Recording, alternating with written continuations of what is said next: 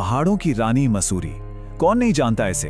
दिन में तो ये जगह जन्नत लगती है, पर रात होते ही यहाँ का माहौल एकदम बदल जाता है।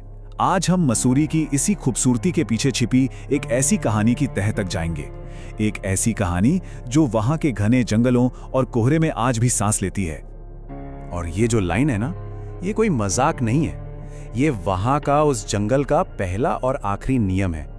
एक चेतावनी जो सालों से, पीढ़ियों से लोग एक दूसरे को देते आ रहे हैं। और हर कहानी की तरह इस कहानी में भी कुछ लोग थे जिन्होंने इस नियम को तोड़ने की हिम्मत की। तो फिर चलिए सीधे उतरते हैं उसी घने कोहरे में और जानने की कोशिश करते हैं कि आखिर ये रहस्यमयी आवाज आती कहां से है।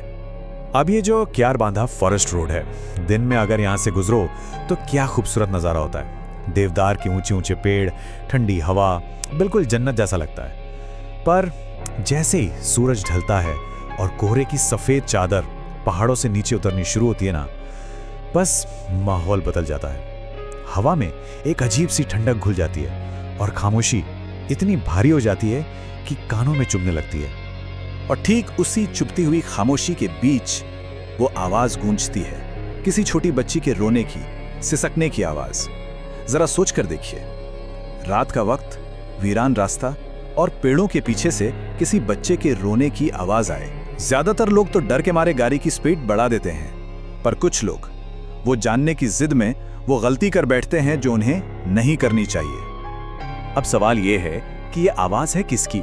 देखिए, हर आवाज के पीछे एक कहानी होती है, और इस आवाज के पीछे जो कहानी है वो सच में दिल दहला देने वाली है। एक कहानी जो इस अनजानी आवाज को एक नाम देती है, और एक बहुत ही मासूम चेहरा।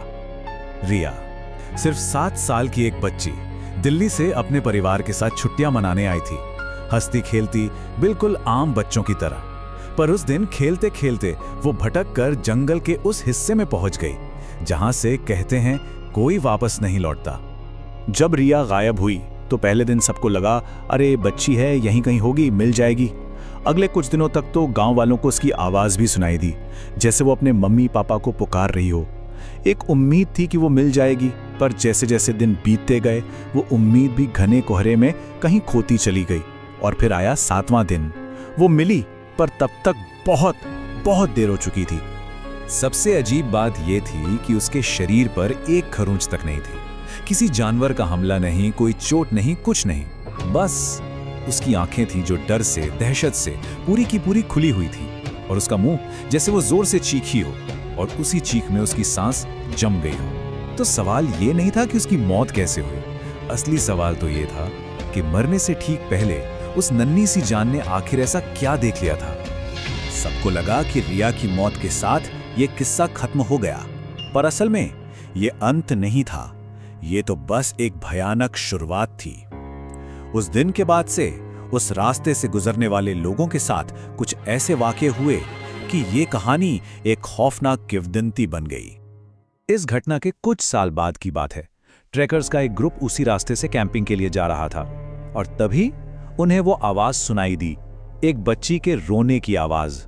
सब एक पल के लिए रुक गए, एक दूसरे को देखा, पर उनमें से एक लड़का खुद को रोक नहीं पाया। वो आवाज की तरफ बढ़ गया। उसने ठीक वही गलती की जिसकी वहां सख्त मनाही थी। काफी देर तक जब वो वापस नहीं आया तो उसके दोस्त उसे ढूंढने निकले। वो उन्हें पास की एक चट्टान के पीछे बेहोश मिला। जब उसे होश आया तो वो बुरी तरह कांप रहा था और बस एक ही बात दोहरा रहा था, वो मुझे कुछ दिखाना चाहती थी। और फिर उसने जो कहा उसे सुनकर सबके होश उड़ गए। उसने कहा उसका कोई चेहरा नहीं था।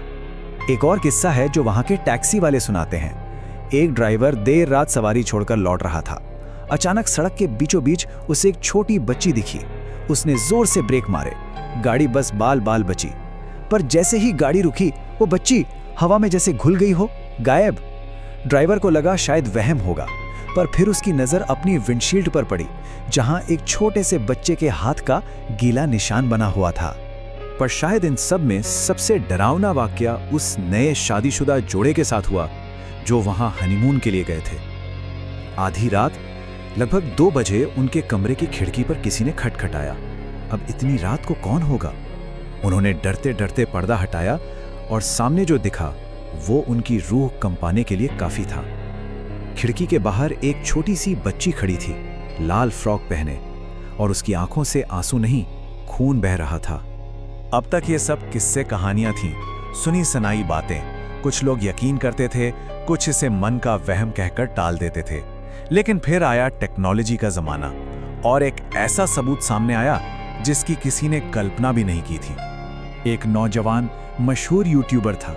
उसने फैसला किया कि वो इस कहानी का पर्दाफाश करेगा, इसे एक्सपोज करेगा।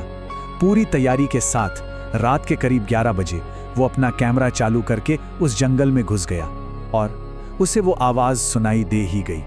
और बस एडवेंचर के जोश में उसने वो कदम उठा लिया जो उसकी जिंदगी का आखिरी कदम साबित हुआ। जब उसका कैमरा मिला तो उसकी आखिरी फुटेज देखी गई। आखिरी फ्रेम में वो खुद दिख रहा है और उसके ठीक पीछे कंधे पर एक लड़की का चेहरा है। उसकी आंखें, उनमें पुतलियां नहीं हैं, वो पूरी तरह सफेद हैं। और सबसे डरावनी चीज, उसका मुंह जो धीरे धीरे, बहुत धीरे धीरे एक मुस्कान में बदल रहा है। एक ऐसी मुस्कान जिसे देखकर किसी के भी रोंगटे खड़े हो जाएं। अगली सुबह उस यूट्यूबर की लाश मिली। कैमरा उसके पास ही पड़ा था, बिल्कुल सही सलामत। और कैमरे में रिकॉर्ड हुई वो मुस्कान, वो कोई एडिटिंग नहीं थी, वो असली थी। इस बार कहानी का सबूत तो मिल गया था, लेकिन उसकी कीमत थी एक और जान। तो इस यूट्यूबर की मौत ने सब कुछ बदल दिया। अब ये सिर्फ कहानी नहीं रह गई थी। अब असली सवाल ये था कि आखिर उस जंगल में है क्या? क्या वो सच में 7 साल की रिया की आत्मा है जो भटक रही है? और यही वो सवाल है जो वहां के स्थानीय लोगों को भी दो गुटों में बांट देता है। कुछ का मानना है कि एक मासूम बच्ची की आत्मा है जो इंसाफ के लिए भटक रही है, पर कुछ पुराने लोग कहते हैं कि जंगल में कुछ और है, कुछ ऐसा जो रिया के पैदा होने से भी बहुत बहुत पहले से वहां मौजूद है। तो असल में 2 बातें कही जाती हैं। पहली ये कि ये रिया की ही आत्मा है जो उस जंगल से कभी बाहर निकल ही नहीं पाई और आज भी मदद के लिए रोती है। और दूसरी, जो कहीं ज्यादा डरावनी है, वो ये कहती है कि जंगल में कोई पुरानी, कोई बुरी शक्ति है और वो शक्ति लोगों को अपनी तरफ खींचने के लिए, उन्हें अपना शिकार बनाने के लिए रिया के मासूम चेहरे और उसकी आवाज का इस्तेमाल करती है। अब वजह चाहे जो भी हो, बात पहली सही हो या दूसरी, वहां के लोगों की चेतावनी बिल्कुल साफ है। और इतने सारे किस्से सुनने के बाद शायद अब उसका मतलब भी ज्यादा साफ समझ आता है।